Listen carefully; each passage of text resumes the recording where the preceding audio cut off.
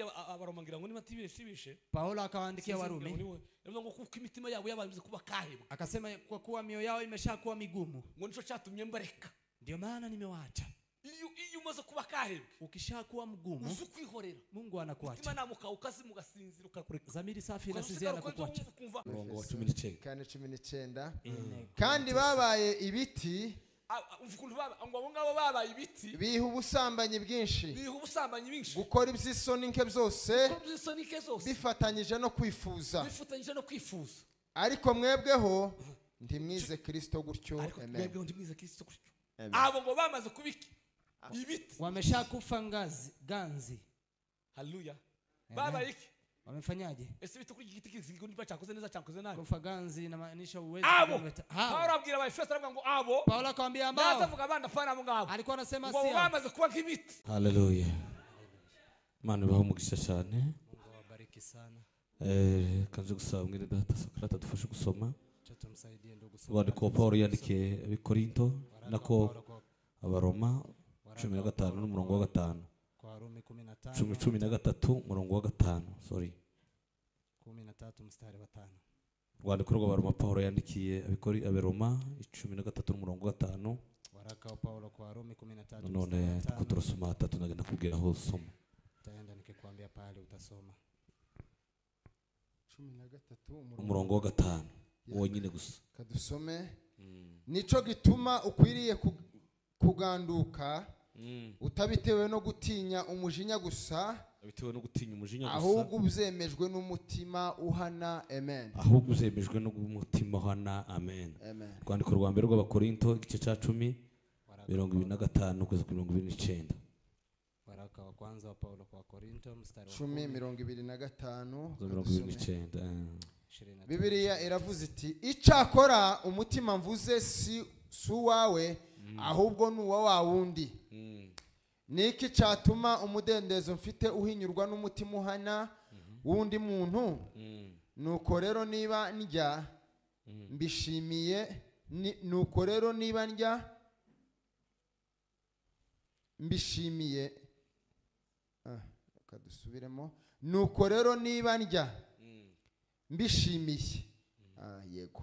Niki gituma ngayirwa ibyo nshimira? 31 29. Amen. Rwandiko rwa mbere rwa kabiri n'ubundi rwandiko rwa kabiri rw'abakorinto igice cya mbere umurongo 12.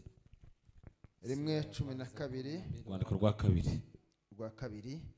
Kwishima kwacu nuko nibyo umutima wacu uhana, uhamya yuko ingeso twagiraga mu isi kandi cyane cyane kuri mwe ari ukwera no kutaryarya kuva ku Mana no kudakurikiza ubwenge bwa kavukire, ahubwo gukurikiza ubuntu bw'Imana. Amen.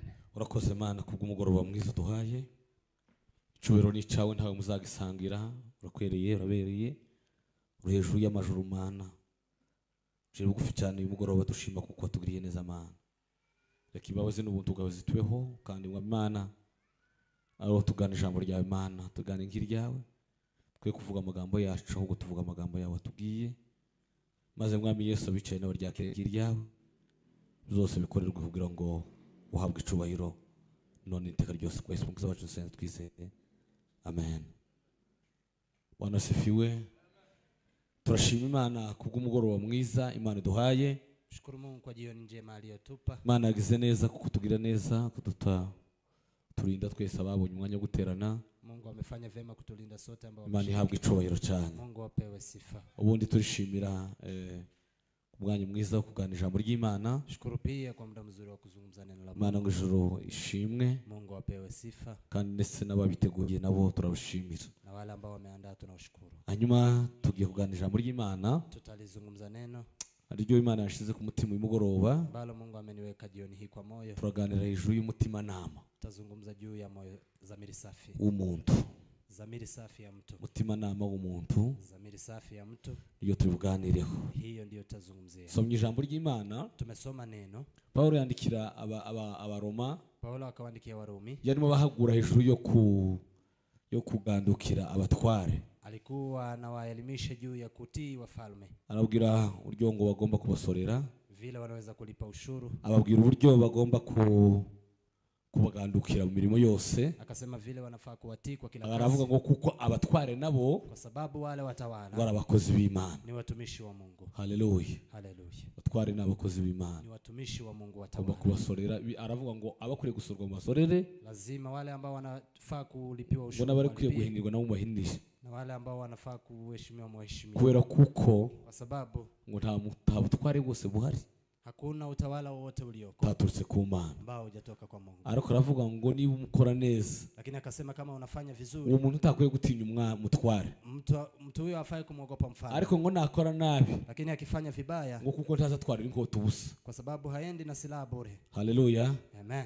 Wanasifiwe sana. Haleluya. N'abatware nabo baciye amani bari abahanze n'abandi bose Na wale n'abakozi wote wako b'Imana, nje ni watumishi wa kandi Mungu. ngomba kubatangira. Uzosanga abantu bamwe Watu wamoja tibazi ibikorerwa mu muhana, hawajui yanayofanyika jijini, ntazatanga umusanzu wo gushingura, hatoi mchango wa kwenda kwa mazishi, ntazatanga umusanzu w'umuryango, hatoi mchango wa jamii, ntazatanga umusanzu w'ikanze tacu bamuzi. hapo nje hawamjui kwa jambo, Akabaho gusa nuko nguko gusa. anakaa hivyo tu.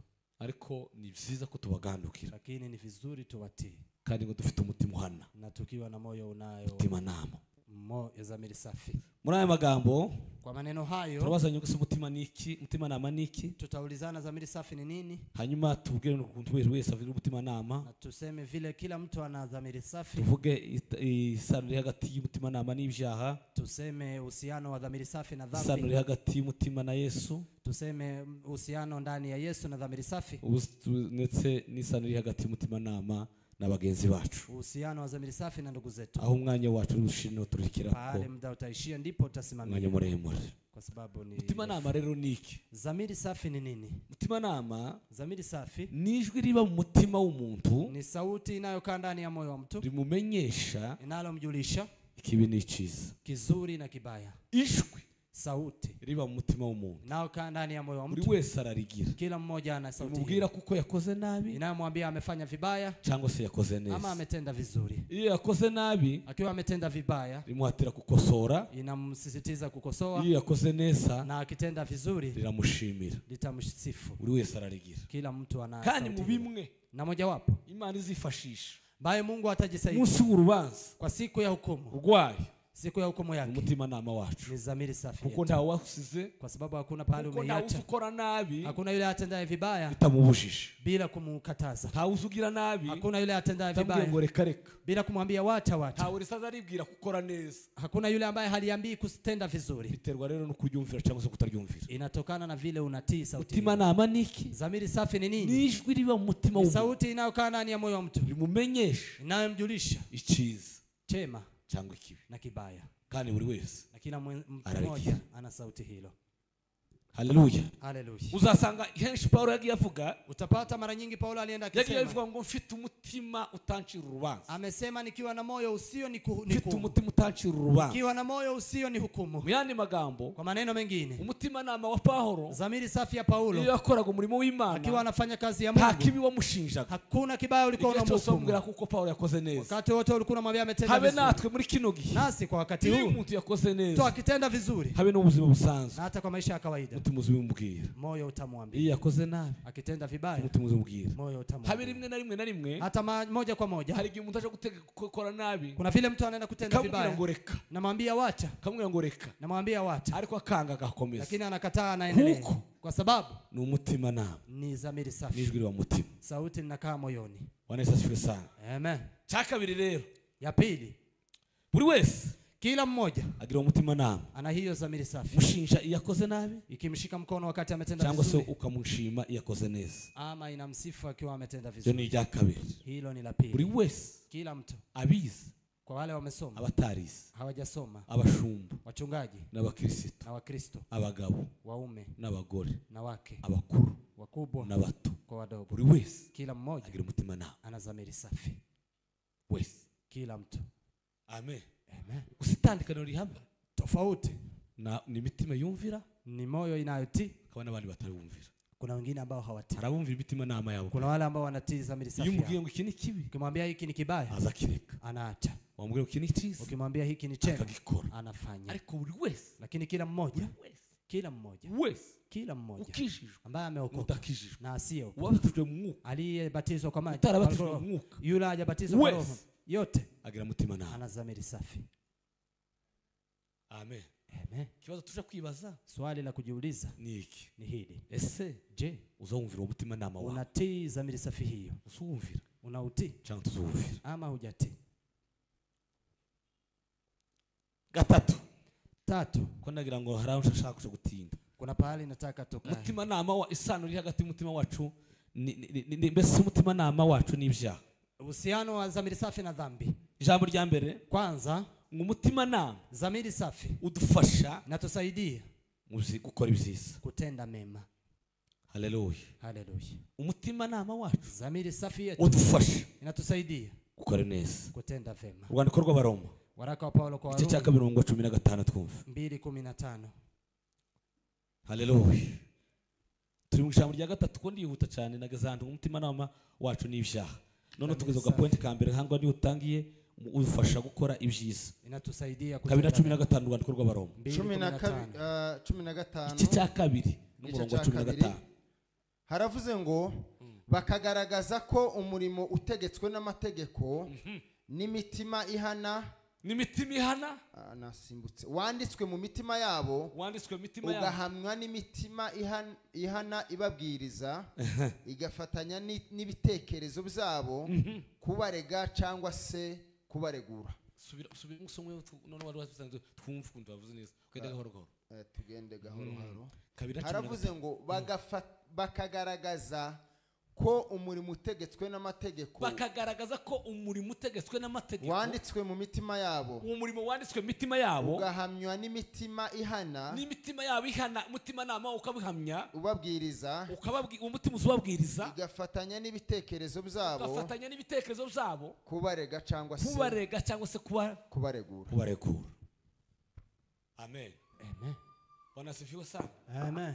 Mu byaha kwa dhambi udufasha gukora ibyiza inatusaidia kutenda mema. Ukakubwira ngo na kuambia ufatikanyije n'umutima nama ukiambatana na dhamiri safi n'ibitekerezo bidaduhamye na mawazo na mafikra yasiyotuhukumu kutukana ni bibi na kuambia kutusiana ni vibaya ukakubwira ngo kurenganya ni bibi kuiba ni vibaya ukakubwira ngo kusambana ni bibi na kuambia kusherati ni vibaya kuroga ni bibi kuroga ni vibaya ukakubwira ngo kutabana neza ni bibi inakuambia kutokupiga watoto ni vibaya. Dhamiri safi hiyo udufasha inatusaidia kwirinda kujilinda dhambi tugakora ibyiza tunatenda mema. Amen. Amen. Kandi buri wese na kila mmoja arawugira ana hiyo dhamiri safi. Buri wese kila mtu ana dhamiri safi. Uzuvuga ngo iki ni kibi unamwambia hiki ni kibaya wenda kabije akabireka na anatia anasikia cyangwa kabikora ama anafanya. Ariko Biblia yavuze ngo lakini Biblia imesema umutima ugafatanya huyo moyo unaambatana na sisi n'umutima na moyo utaturega iki ambayo hautukumu kwa kibaya n'ibitekerezo na mafikra bidushinja yasiyotuhukumu cyangwa bikadushinjura ama yanatuhukumu. Hari amakuru kuna habari wenda reka tuze na ufata ariko nza kuvuga wenda urwandiko rwa kabiri rwo muri turacari kuri jambo tupo bado kwa neno. Uwo mutima nama udufasha gukora ibyiza no ndiko cyari kwa point nataka kusema vile inatusaidia gukora ibyiza kutenda mema. Iyo umuntu awumvira mtu akiti uzumufasha gukora ibyiza unamsaidia kutenda mema. Urwandiko rwa kabiri rw'Abakorinto waraka wa pili wa Paulo kwa Wakorinto igice cya mbere umurongo wa 12 kwanza 12 igice cya mbere umurongo wa 12 kwishima kwacu nuku nibyo umutima wacu uhamya muri twe yuko ingeso twagiraga mu isi hanze kandi cyane kuri mwe ari ukwera no kutaryarya kuva ku Mana no kudakurikiza ubwenge bwa kavukire ahubwo gukurikiza ubuntu bw'Imana. Amen. Haleluya. Haleluya. Bwana asifiwe sana. Amen. Subira muri cyo gice wa. Okay. Rudia hapo. Icyo gice umvukuza. Kuntu bidufasha uwo mutima namuzi udufasha kwirinda ibyaha gukora ibyaha ukatugufasha kusaidia kujilinda dhambi. Rwandiko rwa kabiri rw'Abakorinto cya mbere umurongo wa 12. Kwishima kwacu nuku twebwe Paulo abwira Abakorinto ngo kwishima kwacu twebwe nuku nibyo umutima wacu uhana uhamya, nibyo umutima wa nibyo umutima wacu uhana umutima wacu uhana umutima wacu uhamya yuko ingeso twagiraga mu isi, nukuri ngo ingeso twagiraga mu isi, ariko cyane kuri mwe, Abakorinto, izo ngeso ni ukwera, izo ngeso kuri mwebwe twari ukwera no kutaryarya, nta buryarya twagiraga, kuva ku Mana, biva ku Mana, no kudakurikiza ubwenge no bwa kudakurikiza ubwenge bwa kavukire, ahubwo gukurikiza ubuntu bw'Imana. Amen. Bese je mutima nama wawe zamiri safi yako uzugufasha kureka gukora ibyaha, unakusaidia kuacha kutenda dhambi, bakubona wakikuona cyangwa batakubona, ama wasipokuona. mutima wawe Zamiri safi uzugufasha na kusaidia, uzuguhamiriza kuko izo ukora ejo, unakuhakikishia kuwa unayafanya ni kweli. turavuga ngo tunasema hivi, mutima nama wacu zamiri safi yetu uzudufasha inatusaidia kwirinda kujilinda ibyaha, dhambi, kadufasha inatusaidia gukora ibyiza, kutenda mema, kuko iyo tugiye kubikora, kwa sababu iyo umuntu akiwumvira, mtu akitii uzumubwira ngo reka ibisi, inamwambia wacha mabaya, yawumvira akitii akaba akize caca, akawa amepona dhambi hiyo. cyakabiri rero Pili, kwa neno hilo, haleluya, haleluya, uradushinja inatuhukumu cyangwa dushinjura, ama isipotuhukumu. mutima nama wacu Zamiri safi uzudushinja wanga inatuhukumu cyangwa ama kadushinjura, isituhukumu. ntego yanje Lengo langu nukugira ngo ni ili wibase, ujiulize ni umutima nama wawe kama zamiri safi yako ugikora neza, inatenda vizuri. iyo wakoze nabi uzugushinja, Ukiwa umefanya vibaya inakuhukumu, iyo wakoze neza uzugushima, ama ukitenda vema inakusifu. mutima nama wacu Zamiri safi uradushinja inatuhukumu cyangwa dushinjura, ama inatusifia, kandi iyo dushinja na ikituhukumu udushinja ibyaha. inatuhukumu kwa dhambi. Umva Samueli wa kabiri, Sikiliza Samueli wa pili, wandiko igitabo cha Samueli wa kabiri, kitabu cha Samueli wa pili 24 n'umurongo wa 10. 24 mstari wa 10. Samueli wa kabiri, Samueli wa pili, igitabo cha Samueli wa kabiri, Samueli wa pili, igitabo cha kabiri cha Samueli nako, Samueli wa pili, Murongo ibice 24 n'umurongo wa 10. 24 mstari wa 10. Bice 24 n'umurongo wa 10. Samueli igitabo ca kabiri ca Samueli bice 24 umurongo wa 10. Dawidi amaze kubara abantu, umutima we uramukubita, uramushinja, abwira Uwiteka ati, ndacumuye cyane Uwiteka, izo nkozi byo, kuko nkozi ariko none Uwiteka ndakwinginze, kuraho gukiranirwa k'umugaragu wawe, kuko nkozi by'ubupfu bwinshi. Amen.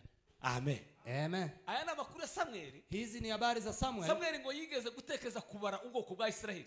Samuel amewahi kufikiria kuhesabu taifa la Israeli. Abitekeza ubwe wenyine. Akafikiria peke yake. Amaze kuitekereza, alipofikiria arabikora. Akafanya. Amaze kubikora, alipofanya, Imana ibabazwa n'iryo jambo. Mungu akahuzunishwa na neno hili. Iramubwira ngo Daudi, akamwambia Daudi, ubwo ukoze ayo magambo, kwa kuwa umefanya maneno haya, ndaguhitisha ibihano bitatu. Nitakupa uchague kwa adhibu tatu. Kwanza, uhitemwe inzara y'imyaka 7. Uweze kuchagua njaa ya miaka 7. Cyangwa se, ama uhitemwe intambara y'amezi 3. Uweze kuchagua vita ya miezi 3. Cyangwa se, ama uhitemwe umugiga. Ama nilete ugonjwa.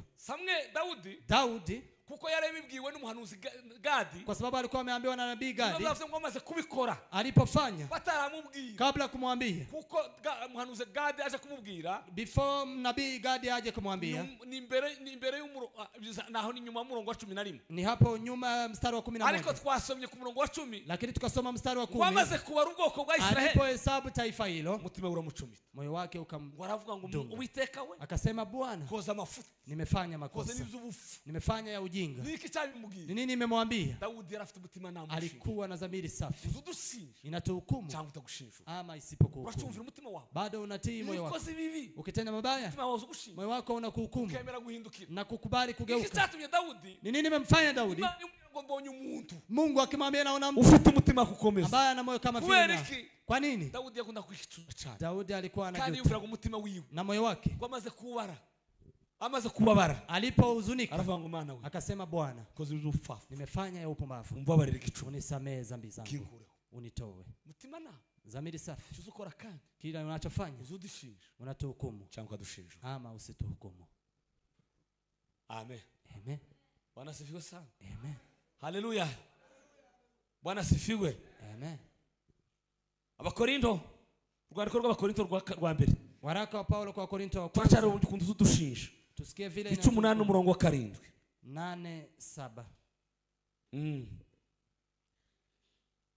dusome urwandiko rwa mbere rw'abakorinto 8 umurongo wa 7 ariko ubwo bwenge ntibuzwi n'abantu bose ubwo bwenge ntibuzwi n'abantu bose kuko bamwe kubwo kumenyera gukorera ibigirwamana barya inyama zabiterekeshejwe bakiyumvamo ko ari imana nyamara bakumva ko ari imana nyamana baziterekesheje nuko ibyo bigatuma imitima yabo idakomeye yononekara. Amen. Amen. Bwana sifiwe sana. Amen. Wakibwira ko baterekeje ibigirwamana bayiterekeje inyama baterekeje ibigirwamana wanabeba chakula bakabona ari vya kawaida na wanaona ni ya kawaida kuva ntacho utagize gute wanasikia haijawahukumu bigatuma ngo imitima yabo igira gute na mioyo yao yononekara inakuwa dhaifu. Tubona amoni. Bwana sifiwe. Amen. Uso none nakunze kugenda nitonda cyane kuza kwenda nihuta ngenda nimwe abantu ngo kabasiga ariko nashatse kwenda nitonda lakini wacha twende pole pole. Tubona kiona timubona uko bimeze vile ilivyo abantu benshi watu wengi imitima nama ya dhamiri safi yarijimishije imeshakata. Icyaha kigaze mu mutima w'umuntu dhambi ikifika ndani ya mtu zaikora ibintu bitatu nafanya mambo matatu. Jambo rya mbere kwanza Bwana sifiwe sana. Amen. Haleluya. Haleluya. Ngo kizacijimisha umutima. Uwanga inafanya moyo ukae giza. Mutima ugira gute? Moyo unafanyaje? Kiji. Unakaa giza. Chamara. Ukimaliza ukikica ubugingo na inamaliza nafsi. Bwana sifiwe sana. Amen. Cha gatatu. Tatu. Ukikanduza umubiri. Na inachafua mwili. Iyo cyageze mu muntu. Ikifika ndani ya mtu. Ubwenge. Akili. Ubwenge. Akili. Uzabugira gute? Uwanga inakuwaje? Uzabwishima. Uwanga inakuwa giza. Ndabatekereza neza. Mtu afikirie vizuri. Hatekereza ibinezeza Imana. Asifikirie yale yanamfurahisha Mungu. Asifikirie kutenda mema. Ubwenge bubwishima. Akili yake inakuwa giza. Atekereza nabi. Anafikiria vibaya. Biblia yavuze ngo baterekeza inyama. Biblia inasema wakaleka kwa sana. Bigirwamana. Wakafikiria wameweka kwa sana. Wakavuga ndacu zagize gute? Na wakazani ya kuwa haijawadhuru. Ubwenge bwarijimishije. Akili imekuwa giza. Cha kabiri. Pili. Ubugingo bugafa.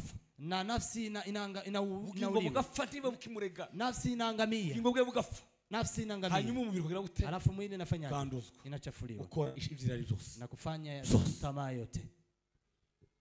Mutima na dhamiri safi nica na dhambi nuko umutima nama wa. Ni kwa kuwa dhamiri safi yetu uzutureka. Uwanga inatuhukumu. Kadushinja. Inatuhukumu cyangwa kadushinja. Ama inatutetea. Musi w'amateka. Siku ya hukumu. Imana izokubwira ngo. Mungu atakwambia. Mutima warakubwiye ngo. Dhamiri safi imekwambia. Wacha kufanya haya. Ukakataa. Urakikora. Ukafanya. Reka kugenda. Cha kwenda hapa. Uranga. Ukakataa. Urahagenda. Ukaenda. Reka kwitwara gutya. Wacha kwenda namna hii. Ukakataa. Uritwara. Ukaenda hivyo. Kubera iki? Kwa nini? Kuko umutima nawe. Kwa sababu dhamiri safi. Uzudushinja. Wanga unatuhukumu. Cyane kadushinja. Ama unatutetea. Tugira ngo twakoze neza. Unatuambia mmefanya vizuri. Cyane tugira ngo twakoze neza. Ama unatuambia mmefanya vibaya. Sinzi umutima nama ukunze kubwira. Sijui dhamiri safi yako inakwambia. Je, unautii? Cyane tuzumva. Ama uitii? Amen. Amen. Hambavu y'abahanuzi. Hakuna haja ya manabii. Goere. Eti waonyeshwe. Sizo kona msikisha Imana shaka izibishu. Na Mungu akitaka anafunua. Hambavu yo kuvuga ngo basenge cyane. Hakuna haja ya kusema ombe sana. Hoya. La. Wewe ubwawe wenyine. Wewe peke yako. Uzini bukora neza. Inajua kama unatenda vizuri. Kandi uzini bukora nabi. Na unajua kama unatenda vibaya. Kubera iki? Kwa nini? Kubera ku mutima nama wawe. Sababu za mili safi yako. Uzibikubwira. Uwanga inakuambia. Amen. Amen. Haleluya. Haleluya. Gatatu. Tatu. Iyo rero udacuzwe neza. Usipojichunga vizuri. Ushobora kwangirika. Dhamiri safi inaweza ikaangamia. Ushobora gute? Inawezaje? Ushobora kwangirika. Kuharibika. Cyangwa kuyobswa. Ama kupotea. Migani 30:20. Methali 30:20. Migani 30:20. Methali 30:20. Twumva ukuntu ushobora kwangirika. Tusikie vile inaweza cyangwa kononwa ukayobswa. Ama kuharibiwa. 30:20. Mithali 30:20. Methali 30 n'umurongo wa 20. Bibiliya iravuze iti ni ku ubwenge bw'umugore wa maraya bumeze. Ni ku ubwenge bwa maraya bumeze. Ararya akinyuguza. Ararya yamara akinyuguza. Maze akavuga ati yamara akavuga ngo nta kibi nakoze. Nta kibi nakoze. Amen. Amen. Ngo ni ku ubwenge bwanje. Hivyo ndivyo Bwa maraya bumeze. akili ararya kanwa yamara kunywa mzinifu wakiyoza akisiga. Anakula alafu anajipanguza. Umutima ukamubwira ngo nta kibi nakoze. Na moyo unamwambia sijafanya uovu. Abakisu benshi bazi kuko azatongana n'undi bagatukana tazayibuka. Wanatusiana na mtu mwingine lakini akumbuke kwa amefanya vibaya. Mwari muyiburanira. Nilikuwa najitetea. Agasambana wapi yamara anazinifu alafu anasema sijafanya jambo. Akariganya anafanya ukorofi. Tacha umutima umubwira. Moyo hujamuhukumu. Hakibi yakoze. Hakuna kibaya. Agakora ibibi yokora byose. Anafanya mabaya angelifanya. Agateranya. Analeta ukorofi. Kumva ndacho yakoze. Anasikia hajafanya. Akabesha. Anadanganya. Kumva ndacho yakoze. Anasikia hajafanya jambo. Ndacho yakoze. Hajafanya. Uzicamubayeho. Unajua kilichomfanyika? Umutima nama wiwe. Zamiri safi yake wamaze kwangirika. Imeshaharibika. Na hata sasa matorero kwa kanisa muhanzi na nje mwinzego zose kwa kila kiwango imitima ya benshi zamiri safi ya wengi imeshaharibika. Kweli kwa nini? Ntibakicemera kubashinja. Hawakubali cyangwa bashinjura ama wachache. Azagira nabi. Anatenda vibaya. Akumva ntacho bitwa. Anasikia azavuga nabi. Anasema vibaya. Anasikia hajasema kitu. Azabesha. Anadanganya. Akumva ntacho yakoze. Anasikia hajafanya. Kuberiki. Kwa nini? Ari yuhagira. Ananawa. Akarya. Anakula. Yamara kwiyoza. Alafu kujipanga. Wakavuga ngo ntakibi yakoze. Kujipanguza anasema sijatenda uovu. Amen. Amen. Haleluya. Haleluya. Akora ibibi. Anatenda mabaya. Akabikora. Anafanya. Ariko yamara kukikora. Lakini akimaliza kufanya. Umutima namushinja. Zamiri safi haimuhukumu la. Akomeza kuva kuko ntakibi. Anaendelea kusikia hajatenda mabaya. Kwa nini? Kuko. Kwa sababu umutima namyo utarizwe neza. Zamiri safi bila kuchungwa vizuri. Shobora kwangirika. Inaweza ikaangamia. Paulo abwiye abaromangira ngo nimatibishe. Paulo akawaandikia Warumi. Ndio ngo kuko imitima yabo yabanze kuba kahebwa. Akasema kwa kuwa mioyo yao imeshakuwa migumu. Ngo nico cyatumye mbareka. Ndio maana nimewaacha. Iyo umaze kuba kahebwa. Ukishakuwa mgumu. Uzukwihorera. Mungu anakuacha. Umutima namuka ukazi mugasinzira ukakureka. Zamiri safi inasinzia na kukuacha. Unafanya yale unayoyataka, unafanya mabaya. Kumva ndacho zabaye. Unasikia haujafanya chochote. Karirimba. Unaimba. Kabesha. Unadanganya. Gasenga. Unaomba. Kusamba. Unazinifu. Unasikia hujafanya kitu. Kariganya. Unafanya ukorofi. Unasikia hajafanya. Unajua kwa nini kwa mtu huyo? Hakuna kingine. Mutima nama wiwe. Zamiri safi wamaze kwangirika. Imeshaharibika. Imana igufashe kurindira ubugingo bwawe. Mungu asaidie ulinde nafsi yako. Imana irinde umutima nama wawe. Mungu alinde zamiri safi yako. Urinde kwangirika. Ilinde kuharibika. Kuko ndio taa. Kwa sababu hiyo ndio taa. Tumenyesha kibene cyiza. Ila tujulisha mema na mabaya. Turi kumwe. Tuko pamoja. Ndagira ngo nitonze noneho. Nadhani ndio pole pole. Bwana sifiwe sana. Amen. Haleluya. Haleluya. Kwa ndiko rwa Efeso kice cya 4 murongo wa 19. Waraka wa Paulo kwa Efeso 4:19. Igice cya 4 murongo wa 19 turacari kukuntu ushobora kwangirika. Igice cya 4 umurongo wa 19 urwandiko rwa kabiri rwa Efeso 4:19 wa Efeso. Urwandiko rwa Efeso rwa kabiri. Igice cya 4 umurongo wa 19. Kandi babaye ibiti ngo ngabo babaye ibiti biha ubusambanyi bwinshi gukora iby'isoni nke byose bifatanyije no kwifuza ariko mwebweho ntimwize Kristo gutyo. Amen. Abo ngo bamaze kubiki ibiti wameshakufa ganzi. Haleluya. Babaye iki? Wamefanyaje? Ese bitu kuri igiti kiziko niba cyakoze neza cyakoze nabi. Kufa ganzi inamaanisha uwezo kuleta. Paulo abwira ba Efeso aravuga ngo abo. Paulo akamwambia ambao. Nazavuga abana fana abo ngabo. Alikuwa anasema si. Wamaze kuwa kibiti. Wakishakuwa kama kufa ganzi. Haleluya.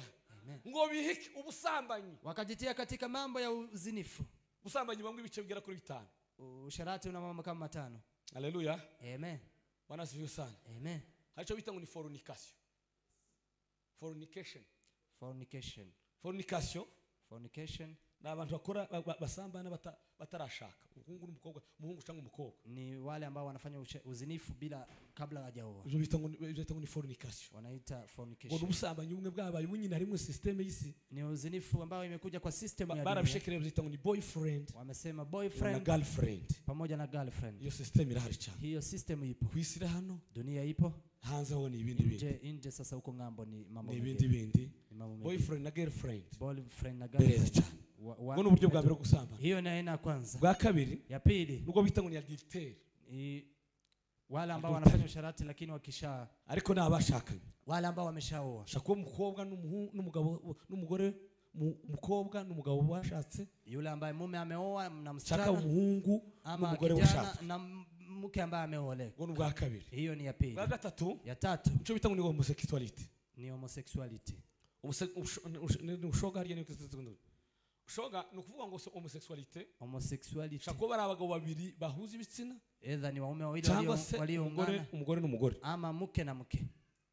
Iyo ni bundi busambanyi. Hiyo ni nyingine. Ubusambanyi bwakurikiyeho. Ile nyingine inafuata. Ubusambanyi bwo kwimura Imana. Ni ya kumtoa Mungu. Ukimikirwa ibigirwamana. Na kuweka miungu. Ibyo nabo nubundi busambanyi. Hiyo pia ni usherati. Kandi ibyo bireze. Na hiyo imedumu. Nganira n'umuntu ejo hanze. Nilikuwa nazungumza na mtu ngambo. Ambira ko ahantu ari. Akaniambia pale alipo. Azi kanisa. Pale anajua kanisa. Kandi nitovuga nyine uzokumva byose. Na tuwezi sema. Byaba homosexual. Ambalo ni watu ambao wanafanya usharati uzinifu. Bisanzwe. Homosexuality ni kawaida. Barimo baraterana bisanzwe. Wanashiriki kama kawaida. Yavugishije umwe. Ameongea na mmoja. Umwe waramubwira ngo buryo bwaro kutamenya kudasobanukirwa. Akamwambia ile ilikuwa ni kutoelewa. Ariko bintu zose biri ntakibazo. Lakini kila kitu ni sawa tu. Hanze kandi ubone bene wacu. Kwa ngambo ni ndugu zetu. Wowe ni wacu ngubu. Huyo ni ndugu yetu. Bamaze kumera nk'ibiti. Wameshakuwa kufa ganzi. Ubiha ubusambanyi uburyo bwose. Wakaweza kuenda kwa usharati wa kila namna. Amen. Amen. Kubera iki? Kwa nini? Imitima ibareka. Mioyo ya kuhukumu. Imitima nami ibashinja. Mioyo ya kuwashtaki. Yamaze kwangirika. Imeshaharibika. Imeshakufaga. Amen. Amen. Wanasifiwa sana. Hallelujah. Hallelujah. Hallelujah. Hari abantu baza barya icacumi. Kuna watu ambao hula fungo la 10. Akakirya. Wanakula. Akabona amafaranga akakirya. Anaona pesa anakula. Kutangira Imana ntacyo bibwiye. Kumtolea Mungu haimdhuru. Bazavuga ngo batange umusanzu wo kwishura kibanza. Wakisema walipe mchango wa kulipa kiwanja hajali. Bazambwira ngo the contribution nyinwaka. Wakimwambia tuna contribution fulani hajali. Mutima uzuvuga ngo ntakibazo gitwaye. Moyo wake unamwambia haina. Uvuga ibyiza byose. Mema yote. Kubikora no kutabikora. Kufanya na kutofanya. Ntacyo bibwiye. Haimdhuru. Uzimbavu. Unajua kwa nini? Ubugingo bw'uwo muntu. Zamiri safi ya mutima w'uwo muntu. Wamaze kwangirika. Imeshaharibika. Imana ikurinde ubuzima. Mungu akulinde. Irinde umutima nama wawe. Alinde zamiri safi. Kuri kugira ukikwangirika. Kuharibika. Amen. Amen. Wanasifiwe sana. Amen. Kabiri. Nako tukeza kuri kanako. Tumefika none umutima nama wacu na Kristo. Zamiri safi yetu na Kristo. Kwa tuvuga umutima nama ni icyaha. Tukao tunasema zamiri safi na dhambi. Kavuze mwe amagambo ngaho twari tuyavuze. Tumesema neno kama ngapi tumesema? Haleluya. Haleluya. Atarashika. Arakandi kadani simbusa ngaho. Kuna katu kavuga ngo umutima nama mwiza. Zamiri safi nzuri. Ushobora kurekwa. Inaweza ikaachwa. Harafite imitima bari bagira imitima nama mwiza. Kuna wale ambao walikuwa na zamiri safi nzuri. Ariko bayiretse. Lakini wamesha. Rwanda rwa Timotheo wa mbere. Waraka wa Paulo kwa Timotheo 19. 1:19. Tuone kuja ku mutima nama na Kristo. Ndio tuingie kwa zamiri safi na Kristo. Niko rwa mbere rwa Timotheo 1:19. Kuko umutima mwiza ushobora kugira gute kurekwa. Ukomeje kwizera kandi ufite umutima uticira urubanza. Ukomeje kwizera kandi ufite imitima uticira urubanza. Uwo mutima bamwe barawuretse. Kuko uwo mutima ucira urubanza bamwe barawuretse. Bahinduka nk'inkuge imenetse. Bahinduka nk'inkuge imenetse. Kuzo kwizera. Kuzo kwizera. Amen. Bisubiremo papa. Narivuze ngo wanasema iryo jambo neno hilo umutima nama mwiza. Zamiri safi nzuri. Ushobora kureka. Unaweza ukaacha. Ukomeje kwizera. Paulo yandikira Timotheo ngo ukomeje kwizera Timotheo we. Kandi ufite umutima uticira urubanza. Ukomeze umutima uticira urubanza. Uwo mutima bamwe barawuretse. Bamwe barawuretse. Bahinduka nk'inkuge imenetse. Kuzo kwizera. Kuzo kwizera. Amen. Amen. Uwo mutima wewe ukomeje uwo mutima utokutikira urubanza. Wewe ambaye una dhamiri njema. Ngo kuko uwo mutima na. Kwa maana dhamiri njema. Bamwe barawuretse. Wamoja wameacha. Haleluya. Haleluya. Asifiwe Mwokozi. Asifiwe. uwo mutima nama Timotheo we hiyo dhamiri njema Timotheo bamwe barawurese wamoja wameshaacha ngo bamera nk'ikuge imenetse wakawa wameharibika kuza kwizera kwa mambo ya imani. haleluya Haleluya. benshi barawurese Wengi wameacha cyo kiwemerera hawakubali baza bakora ibyo bakoze wanatenda yale wanayoyafanya bakumva ni sawa wanasikia ni sawa. ariko Paulo abwira Timotheo Lakini Paulo akamwandikia Timotheo we akamwambia wowe Timotheo ntukawureke wewe usiache ntukagire gute usifanye namwe iteraniro ryano ritaranye umugoro wa enyi kanisa la leo mbabwira ijambo nawaambia neno hili kandi naje ndibwira nami nikijambi uwo mutima nama dhamiri njema tukawureke hii tusiache tukagire gute tusifanyeje tukawureke tusiache kuko bamwe barawureke kwa maana wamoja wameacha ngo bamera nk'ikuge zimenetse wakakaa kama vile wameharibika kwa mambo ya imani. amen Amen. haleluya Haleluya. bwana asifiwe sana Amen. bamwe barawureke Wamoja wameiacha. amen Amen. amen amen cyumweru gishize Wiki iliyopita nawe nakachangamoto gatoya kari kanini cyane kari gatoya cyane patana na changamoto kari ndogo. gatoya cyane kari kanini Ilikuwa ndogo haikuwa kubwa. hanyuma je ahantu gusenga imana Kaenda pale kuomba Mungu. cyo gusenga imana Kaenda kuomba Mungu. asenga Kaomba, ndasenga kaomba. nari mumbwira nari usaba imana mu bintu bibiri Kwa naomba Mungu mambo mawili. nazo usaba imana guse imana impamvu y'iki niki Kwa nauliza Mungu sababu ya impamvu hiki. y'ichangamoto niki Sababu ya changamoto hii ni nini? impamvu ya kabiri Sababu ya ikintu pili. cya kabiri Ya pili none sindi gute wayengiza ni jinsi gani unaweza ukaniponya. imana itazitinda iraseruka Mungu akanifikia. umva ijwi rikurimbwira Nikasikia sauti ndabwira ngo taha kaniambia rudi, uje mu rugo nenda nyumbani, ngo nijoro ndabikubwira usiku nitakwambia. ndatanda kuryama Kaenda kulala. keze ka saa 9 Pofika saa nuko 9 mutampamagara kasikia mtu rambwa ameniita. gukanguka Kaniambia amka ambwire nikwambie. ndakanguka Nikaamuka. arambwira Akaniambia kandi impamvu yabyo sababu yake ambwira nuko bizakoma na akaniambia vile itafanyika. kandi data arabikemura Na Bwana akatatua. tubasize iminsi 2 gusa Haikupita siku 2 irakemuka katatulika. amen Amen. ariko ibyo yambwiye cyo nanimbwiye ngaho Lakini kila ameniambia hapo aratangaye kabisa nimeshangaa. aratangaye kabisa ese gutangara kandi Nimeshangaa tena. aratangaye we Nimeshangaa tena. aratangaye cyane man Nimeshangaa sana. aratangaye Nimeshangaa. sasa kujimana ni kareguza Mungu niba anashtaki. ari kareguza wa mbere ubaho Kama kuna mshtaki wa kwanza Imana ni Mungu. niba hari kareguza wa mbere ubaho Kama kuna mshtaki wa kwanza ambaye yupo Imana ni Mungu. ariko nyine naratanga muri gutangana namenye ngo zose birashoboka Lakini nikasema nikajua yote yanawezekana. possible Yote sur yanawezekana les cieux kwa dunia. Timotheo we Timotheo uramenye ntukare ku mutima ucira urubanza hano usiwe na moyo wa kukuhukumu. kuko benshi bahuretse Kwa sababu wengi wameacha ngo bimera na ikawa ngo bamera wakawa ngo nkinguga imenetse kama vile safina iliyoanguka uza kwizera kwa mambo ya imani. nonge kuvuga ngo naratangaye Nikasema tena nimeshangaa. tangaye cyane Nimeshangaa. chakora nuko bimeze haleluya Haleluya. ntukare ku mutima ucira hano urubanza Usiache moyo unayokuhukumu. umunsi wa uretse Ukiacha moyo huu uzaba upfuye utakuwa umekufa. uzumva kwasambanye kuva kuko byananire Unasikia umesherati lakini unasikia ukumva kuko wabeshe ari sawa ariko umedanganya lakini unasikia ni mutima sawa. tukubwira ko wabeshe Na moyo uje kuambia umedanganya. ukarenganya imana ukuva kuko ntakisana Unamwibia Mungu unasikia ni kawaida. ugatongana ugateranya ukuva ntabisana Unazozana unachonganisha uogope kuwo mutima kwa sababu moyo huyo uzoba warahuretse utakuwa umeiacha. kandi Na tena icyo dusabwa nk'abizera kile tunatakikana kama Turasabwa waamini ni uwo kuwa mutima moyo huu tukomeze tusiuache. tukomeze Tuendelee na moyo huu. tukomeze Tuendelee nao. Imana ishimwe ko yampaye utaratibu Mungu asifiwe. nabwije ntushi Imana ishimwe ko yampaye nari ariko sinariteguye ko bibura sinariteguye ko biba ariko none uko muruvuga ko yampaye utaratibu kugira ngo nushire ijambo Ili neno ese hili umutima ushinja moyo unaokuhukumu uracyawumvira bado unautii cyangwa warahuretse ama umeiacha. iyo wakoze nabi Ukiwa umetenda vibaya uzikubwira unakuambia ukabireka na kuacha. cyangwa Ama amina amen. nani habwa icyubahiro kabisa Apewe sifa Mungu. data tukoze Mungu wa milele Amen. mutima nama na Yesu Kristo Dhamiri safi na Yesu Kristo. haleluya Haleluya. ngo umutima ijambo rya mbere umutima nama na Yesu Kristo Zamiri safi na Yesu. isano iri hagati y'umutima nama na Yesu Kristo umwami wacu Uhusiano wa zamiri ijambo safi na rya Yesu. mbere Kwanza ngo umutima nama wacu zamiri safi ngo wezwa inatakaswa. umutima nama wacu Zamiri safi ngo wezwa inatakaswa binyuze ikipitia muri Kristo Yesu ndani ya Yesu Kristo. amen Amen. umutima nama wacu Zamiri safi yetu wezwa inasafishwa binyuze inatakaswa kupitia muri Kristo Yesu ndani ya Yesu Kristo. umutima nama ushinja Huyo zamiri safi duhatira gukora ibyiza ambaye inakusukuma kutenda mema turi iwabo w'umubiri tukiwa ndani ya mwili biragoye kuzo ni vigumu. kuri kamere yacu Kwa hisia zetu biragoye cyane ni vigumu. ariko ntibyari wezwa Lakini ni jinsi gani unatakaswa? wezwa Unatakaswa binyuze muri Kristo Yesu ukipitia ndani ya Yesu. rwandiko rw'abaheburayo Waebrania 9:14 9:14. rwandiko rw'abaheburayo 9:14 Waebrania 9:14.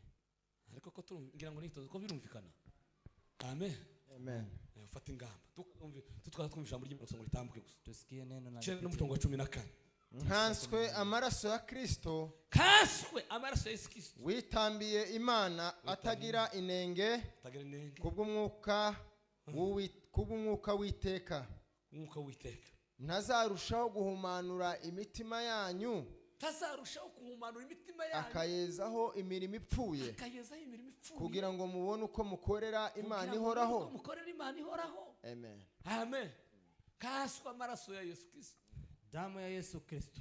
Musi dore hari tutso twitaraje kunze kuvuga cyane hari kwakira Yesu kumukisa kuna kumpokea Yesu kwa mfano akaba no kumwakira kuba umwana kuna kumpokea Yesu kama mwokozi na kuna kumpokea kama mfalme. Iyo wakira Yesu kumkiza ukipokea Yesu kama mwokozi umekubali kazi ya Golgotha. Yesu anakuja anakaa ndani yako ariko atagutegeka lakini asipokuongoza kuko ari umuntu wa kamere lakini kuna mtu wa utu wa kale kuna mtu wa mwili akaba n'umuntu w'umwuka kuna mtu wa roho umuntu wa kamere mtu wa nafsi ni umuntu wemera umurimo w'Igorigota ni mtu ambaye anakubali kazi ya Golgotha. Yesu yamwemere kumkiza Yesu amemkubalia kuwa mwokozi wake lakini bado anaongozwa na kamere yose na tabia zake. Lakini Biblia imesema tutaendelea kutakaswa na damu. Haleluya. Haleluya. Yoseho imyanda yose ku mitima yacu. Na ioshe uchafu wote moyoni petu. Ili zamiri safi yetu ube weje. Iwe imetakaswa. Iyo Yesu yinje mutima w'umuntu. Yesu akiingia ndani ya moyo. Yesu ari mu bugingo bw'umuntu. Yesu akiingia ndani ya mtu. Akamwemera akamutegeka. Na kumkubali na kumwongoza. Wakati huo umutima nama we. Zamiri safi urezwa. Tatakaswa. Wamara kwezwa. Ikishatakaswa ukamurinda na inamlinda gukora ibyaha kutenda mabaya. Amen. Amen. Bwana asifiwe. Haleluya. Haleluya. Haleluya. Nejejwe na Yesu watunganijwe n'amaraso harubwo yakuhagije amaraso Yesu nambaro yawirera. Waheburayo igice cyacu umurongo 19. Waebrania 10 Sembe yo 22. Turaryo jambo kundu Yesu biciye maraso Yesu biciye muri Yesu uburyo umutima nama wacu uza wese iyo twamwemereye akadutegeka na anatongoza. Igice cyacu umurongo 19 nuko bene data ubwo dufite ubushizi bw'ubwoba bwo kwinjira hera cyane n'amaraso ya Yesu tunyuze mu nzira yaduciriye nsha kandi y'ubugingo inyura mu mwenda ukinze ari wo mubiri we kandi ubwo dufite umutambyi ukomeye utwara inzu y'Imana twegere dufite imitima y'ukuri twizera rwose tudashidikanya imitima yacu iminjagijweho gukurwamo kwimenyaho ibibi n'imibiri yacu yuhagijwe amazi meza. Amen. Ukubwira Bwana asifiwe sana. Amen. Imitima yacu kubwira ili mioyo yetu yoshwe wagarwa na Yesu. Emerera Yesu. Mkubalie Yesu. Yesu aba mu buzima bwawe. Yesu anakaa ndani ya maisha. Yesu azagutegeka. Yesu anakuongoza. Kuko ari jambo nana kuzokoresha Pastor Desire. kuna neno Pastor Desire anapenda umutima tuzi urya ruswa eti moyo huri rushwa muzamujana nawo nijoro natembea naye usiku muzamujana kumanywa natembea mchana aho uri hose muri kumwe nawo kila pale ulipo niko na yeye usinziriye ukisinzia manyanga kwa makosa mubyiza kwa mema uri kumwe nawo mupo pamoja na ariko sinarimbaje ikibazo lakini kwa nimeuliza swali mutima wawe moyo wako warejejwe imetakaswa mutima wawe moyo wako tuwemo na Yesu unakaa Yesu anakutawala uhagijwe ayo maraso umeoshwa na damu hiyo. Namusoma igitabo cy'umugabo witwa Rida kwa anasoma kitabu cha mamba anaitwa yavuze ngo from embers to flame ameweza kusema kuva mu gihe cy'ubukonje kutoka kwa wakati wa baridi ngukaje mu gihe cy'ubushuhe na kuenda kwa wakati wa joto. Yavuze ijambo rikomeye cyane amesema neno kuu yaravuze ngo abantu bikigihe nasema watu wa siku hizi ngo bari mu gukunda wanapenda ngo za quantity mambo ambayo ni ya wingi ngo ariko ntibagikunda quality lakini hawapendi mambo ambayo ni ya mzuri. Agire mega church wawe na kanisa kubwa kanisa ryuzure kanisa lijae ibihumbi 5 kiwa na 1500 batanga amaturo agwiza watoe sadaka zijae akuba kuze quantity wanapenda wingi ariko hagukunda quality lakini hawapendi uzuri. Ariko aravuga ngo lakini akasema ngo kugira quantity kuliko kuwa na wingi kugira quality unaweza ukawa na machache lakini mazuri. Amen. Amen. Bwana sifiwe. Amen. Hallelujah. Hallelujah. Amen. Amen. Iyo kubita ngo nage haraga close range kubita muriko kankaretire. Amen. Bwana sifiwe sana. Amen. Hallelujah. Hallelujah. Hallelujah. Hallelujah.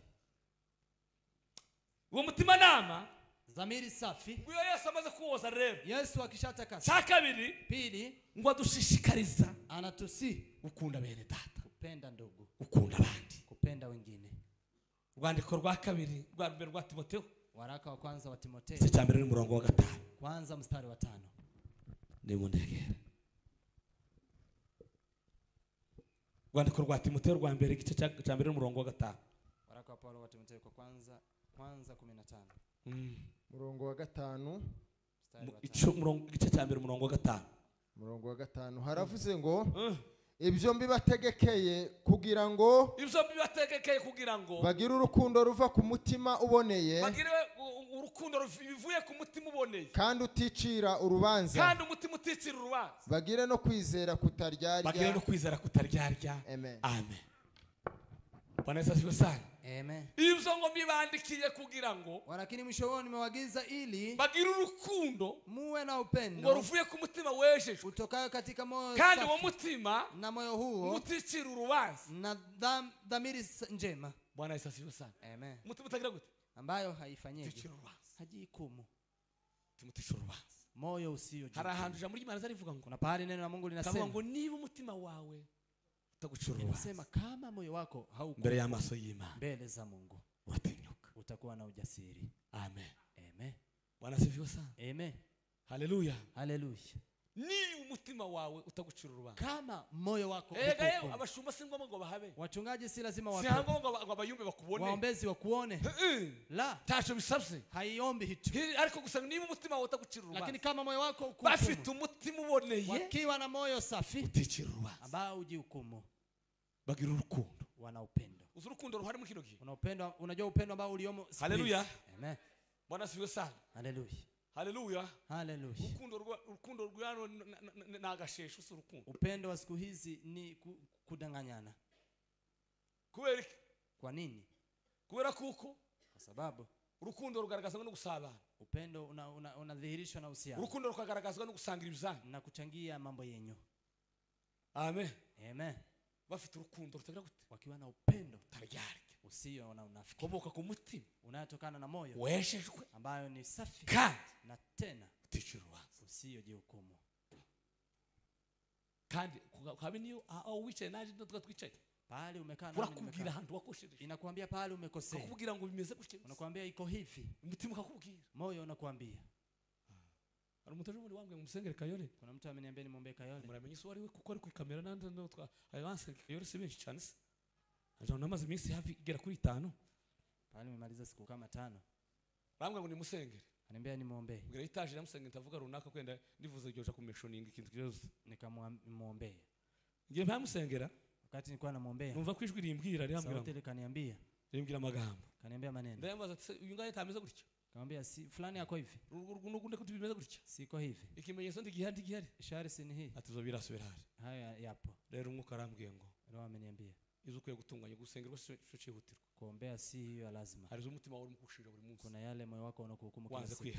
Umekataa kutubu. Arambwira atereka nihana. Kaniambia acha nitubu. Sawa. Business. Arabivuga zose. Akasema yote. Umari kubivuga neza. Alipomaliza kusema. Amusabira. Kamuombea. Navuga ngo ukiti. Uhereye none. Akasema kwanza yeye. Takintu usoje gusengera. Hakuna kingine cha kuombea. Uzobibona.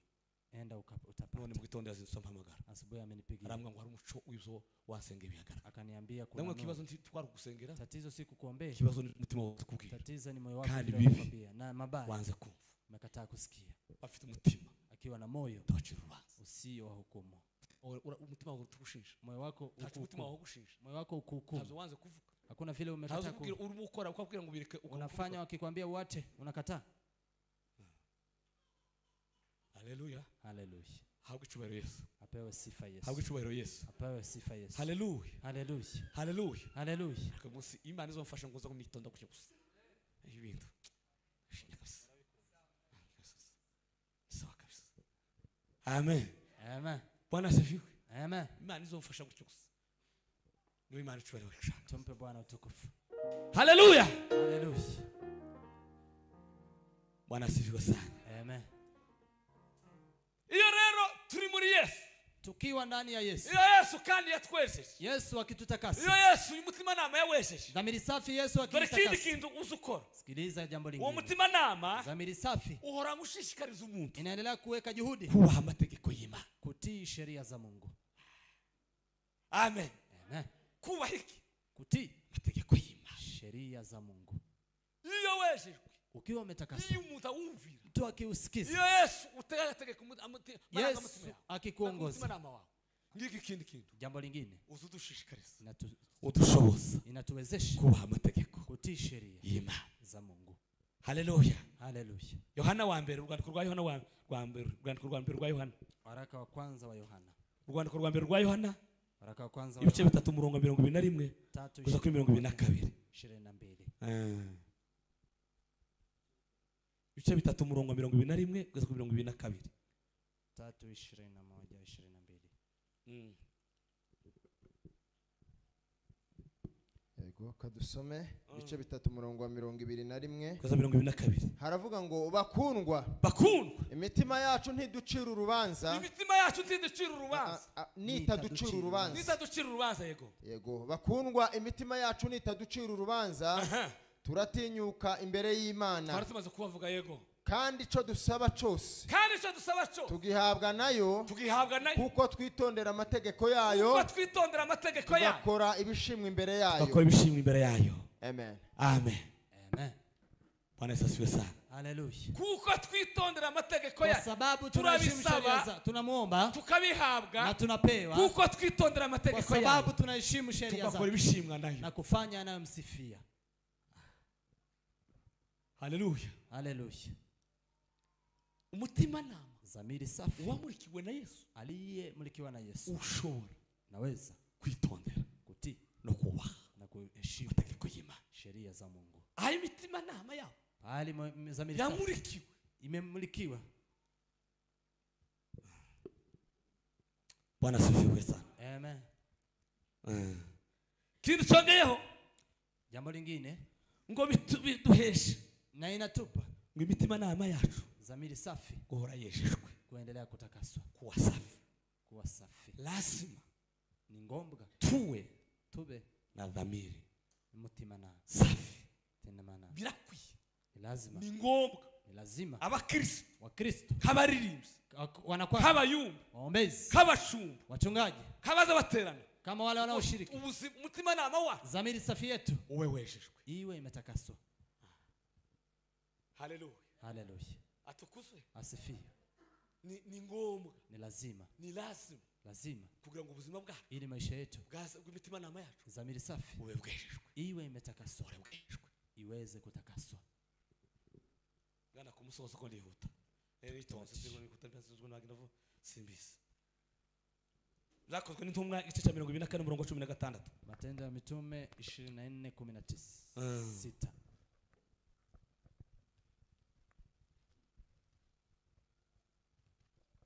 ahandi ndatanga gusubiza icyo sitsoma 24 murongo wa 16 murongo wa 16 haravuze ngo nico gituma mpirimbanira kugira umutima utandega ikibi, nico gituma iteka ryose paranira kugira umutima utandega ikibi, ngirira Imana cyangwa abantu iminsi yose, ngirira Imana cyangwa abantu bose.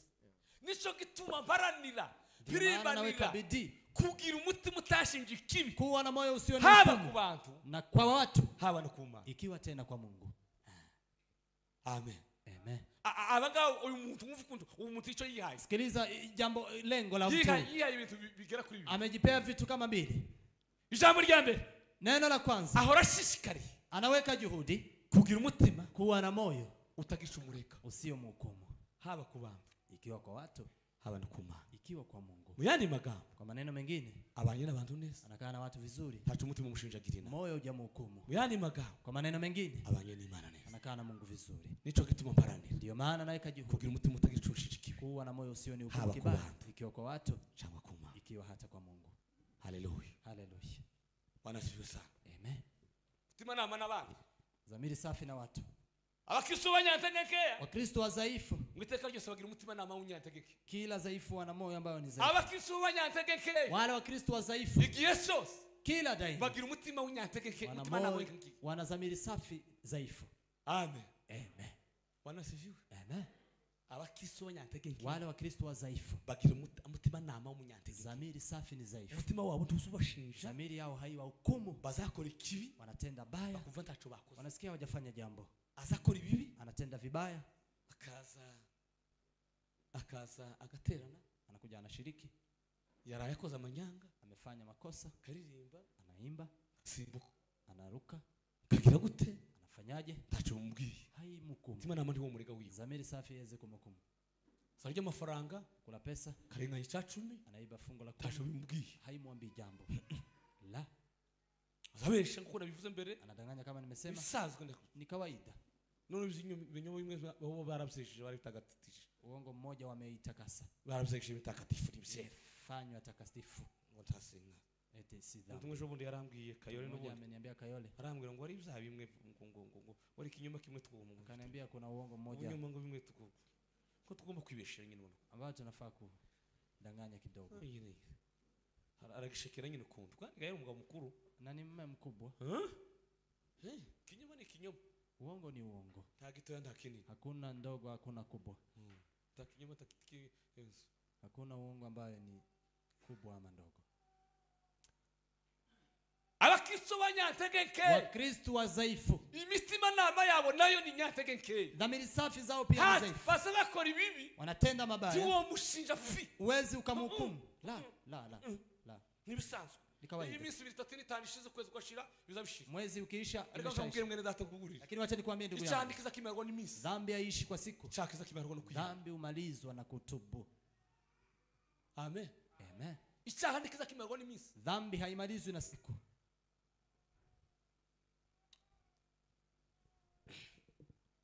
hari umugabo, kuna mume yari atuyirwa magana ngira ngo ni materwa mareka yonso ahombe, kwa anaishi huko Rwanda, yigeze gusambana, ngo gusambana, amewahi kufanya usharati, arahungaje Kigali, akatoroka akaenda Kigali, amara imyaka 10 adasubira iwabo, akamaliza miaka 10 bila kurudi kwao nyumbani, imyaka 10 ijwi ry'Imana iramusanga nijoro, miaka 10 sauti ya Mungu ikampata, ndambira ngo nasubire iwabo, ikamwambia arudi kwenyu, aragenda ngo shike, akaenda alipofika, ndamugenda mu rutoki rw'iwanyu, mwambia nenda huko kwa shamba lenu, hari ibuye rinini cyane, kulikuwa na jiwe kuu, iramwe ngo siri ibuye, akamwambia jiwe hili kurabona ari cyahindutse, unaona kuna kitu kimebadilika, ntacahindutse, nasema hakuna, niko icyaha kimeze cyo gusambana wasambanye, ndivyo dhambi ya uzinifu uliyofanya ipo mbele zangu bila kutoba. Siku hiyo akatobo na akapona. Mutima w'abakristo banyantegeke, wakristo wanyonge ni mitima yao na mioyo zamiri safi ni nyantegeke, ni dhaifu, tizibashira, haiwezi wahukumu, azabeshera abandi, anawadanganyishia wengine, kawaida, azarakara gatongana, anakasirika na kuzozana, avuga nabi, anasema vibaya, kawaida, kawaida, kawaida. Ukwizera guke, kuamini kudogo kumunyantegeke, amini ndogo ya yule mdhaifu, ngo gushobora kwangiza umutima nawe, imani ndogo inaweza ikaharibu dhamiri safi. Haleluya, haleluya. Ukwizera guke, imani ndogo kumunyantegeke ya yule mdhaifu, gushobora inaweza kwangiza kuharibu mutima nama dhamiri safi. dukwiriye rero kurinda abakristo babo. Tunafaa kuwalinda Wakristo. Karinda bene data abanyantege nke. Tuwalinde ndugu ambao ni wadhaifu. Tukabarinda, tukabasengera, tunawaombea, tukabagenderera na kuwatembelea, tukabafasha, tunawasaidia. Ese je, uzawumvira umutima nama wawe? Unatii dhamiri safi yako? Ese je, mutima nama wawe wasinziriye? Dhamiri safi ijasinzia? Ese je, mutima nama wawe wabaye kahebwe? Dhamiri safi ijakuwa kama jini? Uracyaumvira? Si mgumu, bado unasikia. Bado unasikia. Wakushinja, ukikuhukumu ibibi, mabaya, ukabyihana, unatubu. Ibaze. Jiulize. Tekereza nawe. Fikiria nawe. Tekereza. Fikiria. Amen. Amen. Mutima nama wawe, subira mutima. Rudi kwa Mungu. Paulo yaravuze ngo nitwisuzuma ubwacu. Paulo amesema tukijichunguza sisi na tutakuwa na hukumu. Haleluya. Amen. Bwana asifiwe. Amen. Hari umugabo wanditse hejuru kugendana n'Imana. Kuna mali andika kutembea na Mungu. Yavuze amagambo 12 ngo tugomba kwisuzumamo. Amesema maneno 12 ambayo tunafaa. Jambo rya mbere kwanza yaravuze ngo tugomba kwisuzuma ngo se tunafaa kujiuliza. Mbanye n'Imana gute? Jichunguza na kana Mungu. Jambo rya kabiri. Pili. Ngo mbese je, mbanye n'abandi gute? Na kana wengine kivipi? Mutima namura ushafumvira. Dhamiri safi bado unautii. Ukihukumu unasikia. Niba ugushinjwa wumvira. Kama unakuhukumu na kutii, Mungu apewe sifa. Kandi ugushinja tuwumvira. Na kama unakuhukumu usisikie. Garuka none. Rudia leo. Mutima wa nama wawe utazangika. Dhamiri safi isiharibike. Wa musi w'imperuka. Siku hiyo ya mwisho. Akujana mu giheno. Na inakupeleka gehena. Jambo ry'Imana tuganze. Neno la Mungu tubariki. Amen.